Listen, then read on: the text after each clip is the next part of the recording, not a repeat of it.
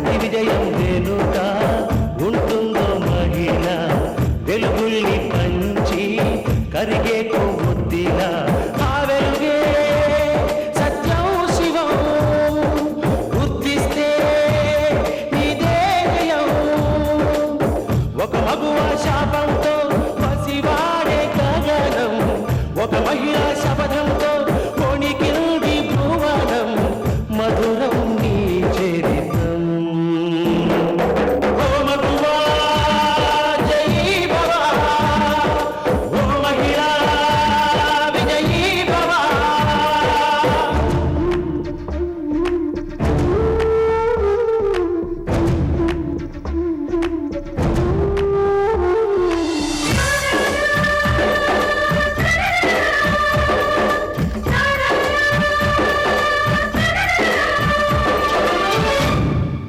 ఒట్టి మాటతో ఒక్కనాటికి రాదు రాదు జయము చిత్తశుద్ధితో చెమట ఊచితే అందదా విజయము పిడుగురాలిన అడుగు ముందుకు వేయుడే ధైర్యము మనసు చూపిన మార్గ మొదలక సాగని పయనము అంతులేనిది నీ సహనము సాటి లేనిది నీ త్యాగము బతుకు బాటలో ఎన్ని వెతుకులాటలో మలుపు మలుపున ఎన్ని ఆటుపోటులో గెలుపే నీ ధ్యేయం సాహసమే నీ ఆయుధం సాధించే నీ ఆశయం సాహసమే నీ ఆయుధం సాధించే నీ ఆశయం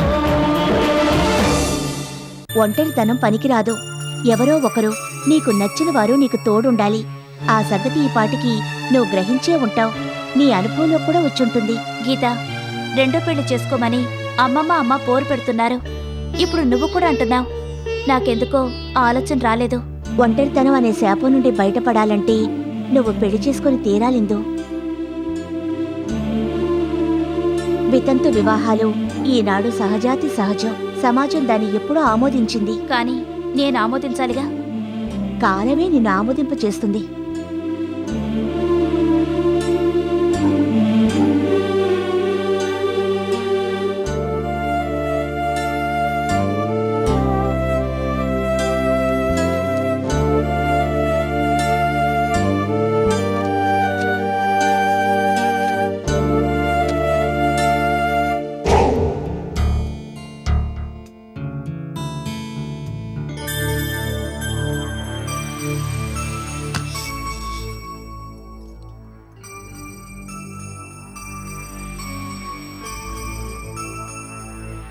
ఏంటి పసుపు రంగు అవుతారా? ఎప్పుడూ లేనిది చీర కట్టుకున్నావేంటి? దీక్ష పూనానండి. దీక్ష? అంత అవసరం ఏమొచ్చింది? ఈ ఇంట్లో అందరూ బాగానే ఉన్నారు. కష్టాలు నష్టాలు మనవరకే పరిమితమయ్యాయి. లాభాల బాటలో నడిచే మీ వ్యాపారం నష్టాల ఊబిలోకి కూరుకుపోయింది. చివాట్లు, అవమానాలు, అభిప్రాయ భేదాలతో మీరు ఇంట్లో కూర్చున్నారు. పని లేదు, ఆదాయమూ లేదు, ఖర్చు తప్ప. దానికి తోడు పిల్లలు లేరనే బాధ మీకెక్కువైంది. పిల్లలు లేక, సంపాదన లేక శాపగ్రస్తుల్లా ఉన్నారు. బయటికి చెప్పుకోలేకపోయినా మానసికంగా మీరు పడుతున్న క్షోభ నేను అర్థం చేసుకోగలండి. ఈ ఇంట్లో వాళ్ళంతా మిమ్మల్ని కాదనుకున్నా, ఎందుకూ పనికిరాని వాడిగా తీసి పారేసినా, అర్థంగిగా నేను మీ ఆనందాన్ని పంచుకోగలిగినప్పుడు మీ బాధని కూడా పంచుకోవాలి కదండి. మళ్ళీ మనకి మంచి రోజులు రావాలి. ఏదో ఒక వ్యాపారం మీరు చెయ్యాలి. మీరు మీ తమ్ముళ్లను మించిన సంపాదపరులు కావాలి. వారం రోజుల పాటు ఈ పసుపు బట్టలతో దీక్ష పూని దుర్గాభవాన్ని దర్శిస్తే మంచి జరుగుతుందని, సంతాన యోగం కూడా ఉంటుందని ఒక భక్తురాలు చెప్పిందండి. అందుకే నేను కూడా దీక్ష తీసుకున్నాను. అమ్మవారిని దర్శించుకునొస్తాను. వస్తానండి. సీత,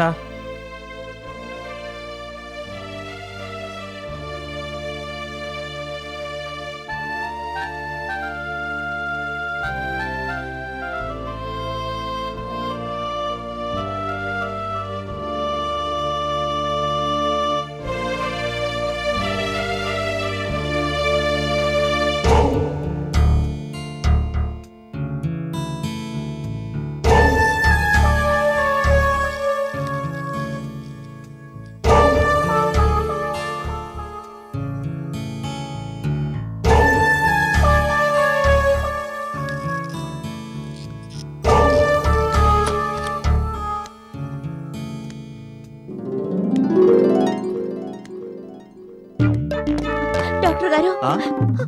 ఏమిటమ్మా ఇది? లే కాళ్ళ మీద పడినందుకు కనికరించి వరాలు ఇవ్వడానికి నీ దేవుణ్ణి కాదమ్మా, డాక్టర్ని. నా దృష్టిలో మీరే దేవుడు, మీరే నన్ను కాపాడాలి. కాపాడాలా? ఇంతకీ నీవెవరమ్మా? పిల్లలు కలక్కపోవడానికి గల కారణం తెలుసుకోవాలని మీ దగ్గరకు వచ్చిన జయకృష్ణ భార్యని డాక్టర్. నా పేరు సీత. అలాగా, మీ ఆయన రిపోర్ట్ గురించి తెలుసుకోవాలని వచ్చావా? చూడమ్మా, నువ్వు చాలా అదృష్టవంతురాలు. శారీరకంగా మీ ఆయనకి ఏ లోపం లేదు. అవునమ్మా, మీ ఆయన సంతానానికి అర్హుడు. మరి డాక్టర్ పీకే రావు తప్పుడు రిపోర్ట్ ఎందుకు ఇచ్చాడో నాకు అర్థం కావడం లేదు. ఈ విషయం గురించి నేను ఆయనతో మాట్లాడి వార్నింగ్ ఇవ్వదలుచుకున్నాను. ఆ పని మాత్రం చేయొద్దు డాక్టర్ గారు. అలాంటి వాళ్ళని ఊరికినే వదలకూడదమ్మాయి. అయినా నువ్వు ఆయన వెనకేసుకొస్తున్నావేంటి? అలా తప్పుడు రిపోర్ట్ ఇవ్వమని చెప్పింది నేనే. ఎందుకని? ఏం చెప్పమంటారు డాక్టర్? మా ఆయనకి లేని శారీరక లోపం నాకుంది. నేను గొడ్రాల్ని, తల్లినయ్యే యోగం నాకు లేదు. ఈ సంగతి మా వారికి తెలిస్తే నాకు విడాకులిచ్చి మరో పెళ్లి చేసుకుంటారన్న భయంతో నేను ఈ పాడు పని చేయాల్సి వచ్చింది డాక్టర్. మా వారు మీతో మరోసారి టెస్ట్ చేయించుకున్నట్టే ఫారెన్ రిటర్న్డ్ గైనకాలజిస్టుతో తిరిగి నేను టెస్ట్ చేయించుకున్నాను. 5-6 నెలలు మందులు వాడితే తల్లినయ్యే అవకాశం ఉందని ఆవిడ చెప్పారు. ట్రీట్మెంట్ కూడా మొదలుపెట్టారు. ఈలోగా మా ఆయనకి ఈ విషయం తెలిసి రెండో పెళ్లి ఆలోచన రాకుండా ఉండడానికి డాక్టర్ పీకే రావు గారి చేత తప్పుడు రిపోర్ట్ ఇప్పించాను. భయాందోళనతో నువ్వు ఇలా చేస్తే చేసావు గాని ఇంకెప్పుడు ఇలా చేయకు. అలాగే డాక్టర్. సరే, ఈ విషయం మీ ఆయనతో చెప్పి నీకు అన్యాయం జరగకుండా చూస్తాను. అయ్యో చెప్పదు డాక్టర్. ఏమ్మా? ఈ విషయం గాని బయటపడితే మా ఇంట్లో వాళ్ళందరూ కలిసి మా ఆయనకి రెండో పెళ్లి చేసేస్తారు. అందుకని మీరిప్పుడు నిజం చెప్పకుండా డాక్టర్ పీకే రావు గారి రిపోర్ట్ని సమర్థిస్తూ తప్పుడు రిపోర్ట్ ఇవ్వాలి. No, never. నా వృత్తికి ఎప్పుడు ద్రోహం చేయలేను. నా పేషెంట్కి నేను అన్యాయం చేయను. మీరెంత నిజాయితీ పరులో నాకు తెలుసు డాక్టర్. కానీ నా గురించి మీరు ఈ అబద్ధం చెప్పాలి. అవసరానికి అబద్ధం ఆడటంలో తప్పేం లేదు కదా డాక్టర్? నువ్వెన్ని చెప్పు, నా దృష్టిలో అది తప్పేనమ్మా. డాక్టర్, 1000 అబద్ధాలు చెప్పేనా ఒక్క పెళ్లి చేయమన్నారు. నా కాపురాన్ని నిలబెట్టడానికి ఒకే ఒక అబద్ధం చెప్పమంటున్నాను. మీరు గనక దయదలుచకపోతే నా కాపురం నాశనం అవుతుంది. మా వారు మరో పెళ్లి చేసుకుంటారు. అప్పుడు నేను ఏ నుయ్యో గొయ్యో చూసుకోక తప్పదు. మీ కూతురు లాంటి నాకు ఒకే ఒక ఏడాది గడువు ఇవ్వండి. అప్పటికి నేను తల్లిని కాకపోతే మా వారికి నిజం చెప్తారు గాని మీరు చెప్పడం దేనికి? నేనే చెప్తాను డాక్టర్. చెప్పడమే కాదు, తగిన అమ్మాయిని చూసి నేనే మా వారికి రెండో పెళ్లి చేస్తాను. కనీసం నాకు ఈ వరమైనా ఇవ్వండి. Please please doctor, please. ఏనాడు చేయని తప్పు పని కేవలం నీ కోసం చేయాల్సి వస్తుంది. సరే, నువ్వు చెప్పినట్టే మీ ఆయనకి చెప్తాను.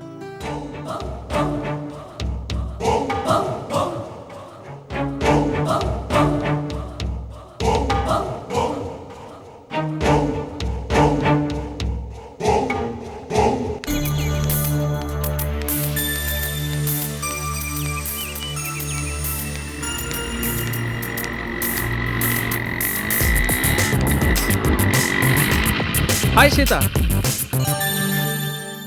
హాయ్ సీత, ఎలా ఉన్నావు? బాగానే ఉన్నాను. ఈ పసుపచ్చ డ్రెస్ ఏంటి సీత? దీక్ష. ఎక్కడి నుంచి రాక? గుడికి వెళ్ళొస్తున్నాను. గుడి నుంచా?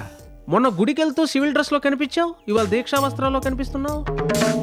అదే చెల్లమ్మా, మొన్న ఇదే రోడ్లో నువ్వు నడిచెళ్తూ నాకు ఎదురయ్యావు కదా. పెద్దింటి పెద్ద కోడలివి నటరాజా సర్వీస్ ఏంటి పద డ్రాప్ చేస్తానంటే వద్దని వెళ్ళిపోయావు కదా. చెల్లమ్మా, నేను అడగగానే నువ్వు నాకు డబ్బు సహాయం చేశావు. అవసరమైతే ఇంకో 2-3 లక్షలు సహాయం చేయవలసి వస్తుందని నువ్వు కనబడినప్పుడే చెప్పాను కదా. కానీ ఇప్పుడు నువ్వు సర్దుబాటు చేయక్కర్లేదమ్మా. ఎందుకంటే నీ మరిది మా బంగారు బాబుకి పార్ట్నర్ అయ్యాడు కదా. యా అందుకే వద్దంటున్నా. ఇంట్లో అందరూ బానే ఉన్నారా? గేట్ కీపర్ ముసలం ఏం చేస్తుంది? అడిగానని చెప్పు. మీ ఆయన కూడా అడిగారని చెప్పు. డ్రాప్ చేస్తానంటే మొన్నట్లాగే వద్దంటావు, అందుకని బాయ్ బాయ్. నేను ఈ బంగారు బాబుని చూసి చాలా కాలమైంది. మొన్న ఈ బంగారు బాబు నన్ను 2-3 లక్షలు అడిగానని అంటున్నాడు. ఒకవేళ నేనే అనుకొని గీతను గాని అడిగాడా?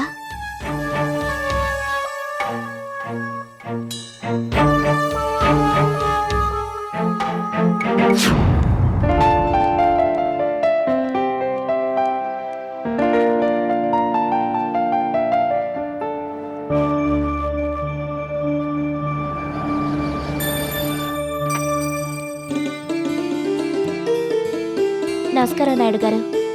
నమస్కారం అమ్మా, బాగున్నావా? బాగున్నానండి. మీరెలా ఉన్నారు? బాగానే ఉన్నానమ్మా. నీ బిజినెస్ ఎలా ఉంది? బాగానే ఉంది. అమ్మా ఇందు, ఈ రైస్ మిల్ బిజినెస్ మగాళ్ళు చేసేది. ఈ బిజినెస్లో నువ్వు అభివృద్ధి సాధించి ఆడవాళ్లు తలుచుకుంటే ఏమైనా సాధించగలరని నిరూపించాలి. మీలాంటి పెద్దల ఆశీస్సులే మాకు శ్రీరామ రక్ష. అమ్మన్నారమ్మా? ఉన్నారు. లోపలికి రండి. నువ్వెక్కడికో బయటికి వెళ్తున్నట్టున్నావు. నువ్వు వెళ్ళమ్మా, నేను కలిసి వెళ్తాను.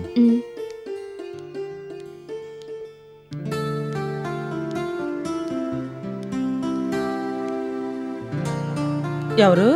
నమస్కారం. నాయుడు గారా? నమస్కారం. రండి రండి, కూర్చోండి. బాగున్నారా? మీ దయవల్ల బాగానే ఉన్నానమ్మా. శాంతి, నాయుడు గారు వచ్చారు.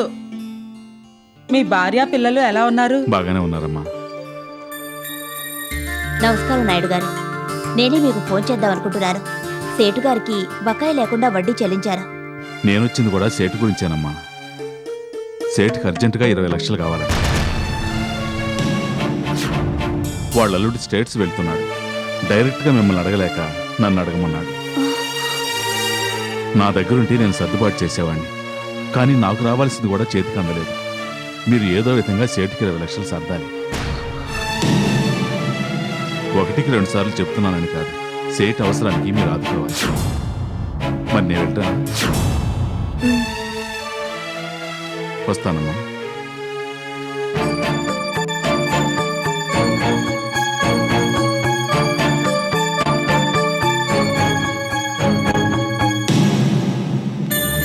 ఏమండి? అనిత, బాబుతో సహా ఆఫీస్కి వచ్చావు. ఏం జరిగింది?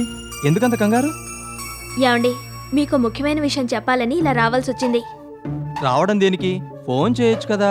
అమ్మో, అది ఫోన్లో చెప్పే విషయం కాదండి. పైగా అందరికీ తెలిసిపోతుంది. సరే, అదేంటో చెప్పు. మీ పెద్దన్నయ్య దివాళా తీసిన సందర్భంగా తీర్చాల్సిన బాకీల గురించి సేటు దగ్గర మీ అమ్మగారు అప్పు తీసుకున్నారుగా? తీసుకుంది. ఇప్పుడు ఏమైందట? ఇందాక నాయుడు గారు వచ్చి అర్జెంటుగా 20 లక్షలు సేటుకి ఇమ్మని చెప్పారు. సేటు మీ అమ్మగారిని అడగలేక నాయుడు గారి చేత అడిగించారు. ఏదో విధంగా ఆ 20 లక్షలు సేటుకి ఇవ్వాలి. ఆలోచనలోనే మీ అమ్మగారున్నారు. ఇప్పుడున్న పరిస్థితుల్లో అత్తయ్యగారు మిమ్మల్ని శబ్దమంటారు. భయపడో, మీ అమ్మగారి మాటలకు బాధపడో, ఇంటి పరువుని దృష్టిలో పెట్టుకుని మీరు గాని మాట చేరారు సుమా. అందుకని నా దగ్గర ఏమీ లేదంటూ నిర్మోహమాటంగా చెప్పాలి. ఏంటి ఆలోచిస్తున్నారు? నేను చెప్పింది బురకెక్కిందా? మెత్తబడి మీరు గాని ఇచ్చారు, మన పరిస్థితి అంతే సంగతులు. మొహమాటానికి పోతే ఏదో అయిందన్నట్టు మీరు ప్రవర్తించకండి.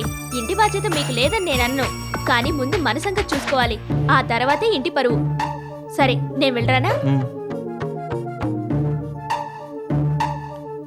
నమస్కారం అక్క. ఏ లత, ఏం చేస్తున్నావు? ఆఫీస్ వర్కే, అర్జెంట్ పనుంటేను ఇలా వచ్చాను. నువ్విలా వచ్చినందుకు, మా ఆయనతో మాట్లాడినందుకు నేనేం తప్పుపట్టను. నాకు సంస్కారం ఉంది. కానీ నేను చెప్పినట్టు నీ హద్దులో ఉంటున్నావా? ఉంటున్నానక్క. చూడక్క, నువ్వు చెప్పినట్టే చుడిదార్ వేసుకొచ్చాను. చేతులు తప్ప ఇంకేమీ కనిపించడం లేదు. చూడు. వండకపోతే నీ కర్మ. ఏమండి, వస్తానండి. నేను చెప్పింది మాత్రం మర్చిపోకండి.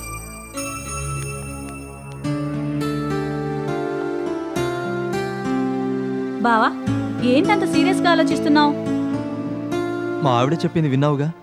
సేటు బాకీ నిమిత్తం మా అమ్మ 20 లక్షలు ఇవ్వాల్సి వచ్చిందట. ఇవ్వొద్దని అనిత ఆఫీస్కి పనిగట్టుకొచ్చి మరీ చెప్పింది. ఏం చేయాలో నాకేం అర్థం కావడం లేదు. పెద్ద సమస్యే. ఇవ్వకపోతే మీ అమ్మగారు ఊరుకోరు. ఇస్తే అనితకు గొడవ చేస్తుంది. బావా, నాకు ఒక ఐడియా వచ్చింది. ఏంటో చెప్పు. మీ అమ్మగారు 20 లక్షలు అడిగారనుకో, ఇవ్వనని ఖచ్చితంగా చెప్పకుండా టైం అడుగు. ఇప్పటికిప్పుడంటే 20 లక్షలు సర్దుబాటు చేయలేను. ఎక్స్పోర్ట్ చేసిన గార్మెంట్స్ పాప సొమ్ము రావడానికి కనీసం 2 నెలలైనా పడుతుంది. అందుకని ఎవరి దగ్గరైనా తీసుకుని సేట్ బాకీ తీర్చు, 2 నెలల తర్వాత నేను అడ్జస్ట్ చేస్తాను అని చెప్పు బావా. అలా సున్నితంగా చెప్పడం వల్ల అటు మీ అమ్మగారు బాధపడరు, ఇలా ఇప్పుడు ఇవ్వనందుకు అనితక్క సంతోషిస్తుంది. సో నువ్విద్దరికీ చెడుకావు. ఓహో, నీకింత తెలివుందా? ఇదేంటి బావా, ఇంకా ఉంది. ముందు ముందు చూద్దుగాని ముందు ఈ ఫైల్లో ఒక సంతకం పెట్టు.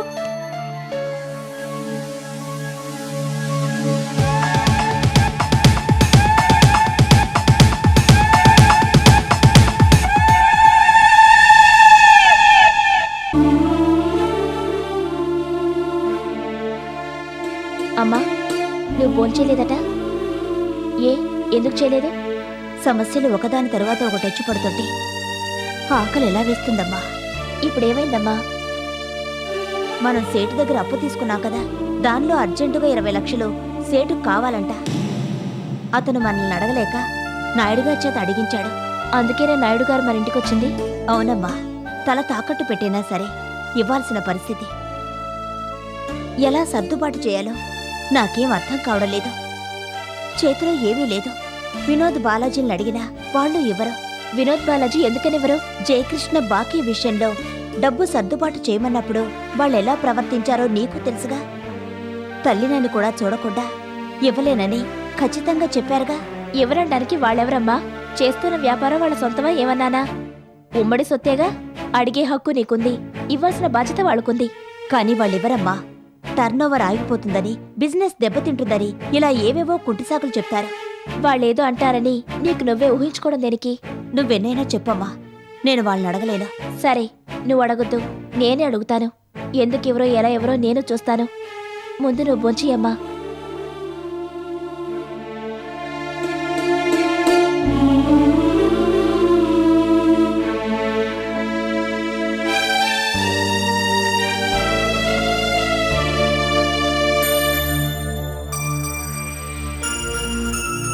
బాలాజీ, బాలాజీ, ఏంటిందు? ఒకసారి లరా. వినోద్ అన్నయ్య, అన్నయ్య, ఏంటమ్మా? ఒకసారి లరా.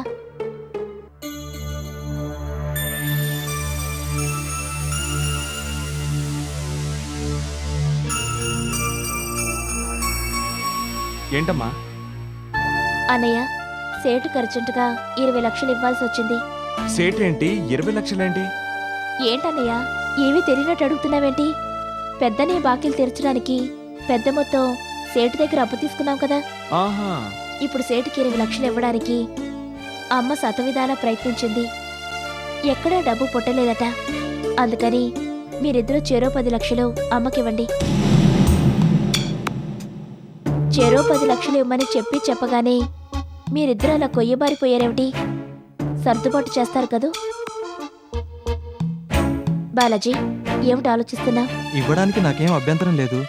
గార్మెంట్స్ ఎక్స్పోర్ట్ తాలూకు డబ్బు రావడానికి కనీసం 2 నెలలైనా పడుతుంది. ప్రస్తుతం నా దగ్గర అంత డబ్బు లేదు. చెక్కు రాగానే 10 లక్షలు అడ్జస్ట్ చేస్తాను. ఈలోగా ఎక్కడైనా అడ్జస్ట్ చేసుకోమని చెప్పు. వినోదన్నయ్య, నువ్వేమంటా? ఏమిటా మౌనం? దానికి అర్థమేమిటి? లేదు, వీలు కాదని చెప్పాలనుకుంటున్నావా? అదేం కుదరదు. బాలాజీ పరిస్థితి మనకు తెలిసిందేగా. గూడ్స్ రిసీవ్ చేసుకుంటే గానీ చెక్కు రాదు.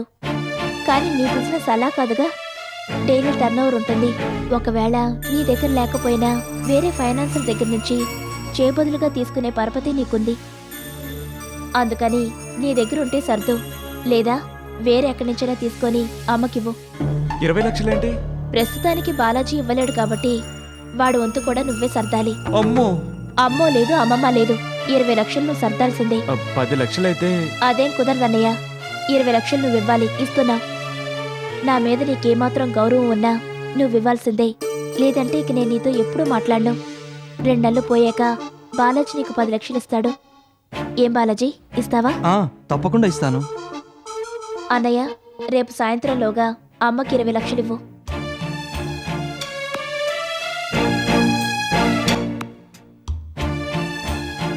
చీటికి మాటికి 10లు 20లు తెమ్మంటే ఎక్కడి నుంచి తీసుకొస్తావండి? మన ఆఫీసులో ఏమైనా ధనవృక్షాలున్నాయా? చెల్లెలు గారు ఆర్డర్ చేయడము, అన్నగారు తలూపడమునా? వద్దు, మీరేం ఇవ్వక్కర్లేదు. మీరిలా అన్న చెల్లెల సెంటిమెంట్లు, బెదిరింపులకు భయపడిపోవడాలు పెట్టుకోవద్దు. డబ్బు కోసం ప్రయత్నించాను, సమయానికి దొరకలేదంటూ మీరు కూడా చేతులెత్తేయండి. వాళ్ళ తిప్పలేవో వాళ్ళు పడతారు. మాలిని, ఏంటి నువ్వు మాట్లాడేది? మీ ఆయనకిచ్చే సలహా ఇదా? కుటుంబ గౌరవం, పరువు ప్రతిష్టలు పట్టించుకోకుండా మన స్వార్థం మనం చూసుకుంటే ఎలా? ఈ కాలంలో స్వార్థమే పరమార్థం గీత తల్లి. అది నీలాంటి వాళ్ళకి. ఇందు దేనికడిగింది? ఎవరి కోసం అడిగింది? అలా అడగడంలో తన స్వార్థం ఏమైనా ఉందా?